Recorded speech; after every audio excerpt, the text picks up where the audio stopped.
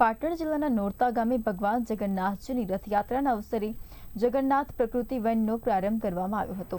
જિલ્લા collector doctor પ્રશાંત જીલોવાની અધ્યક્ષતામાં યોજાયેલા કાર્યક્રમમાં 251 દેશી પ્રજાતિના વૃક્ષોનું વાવેતર કરી પર્યાવરણ સંરક્ષણ સંદેશ આપવામાં આવ્યો હતો। મહાકાળી પીપળાવ ખાતે ભગવાન જગન્નાથજીની આરતી અને મંત્રોચ્ચાર સાથે વૃક્ષારોપણ કરવામાં આવ્યું હતું।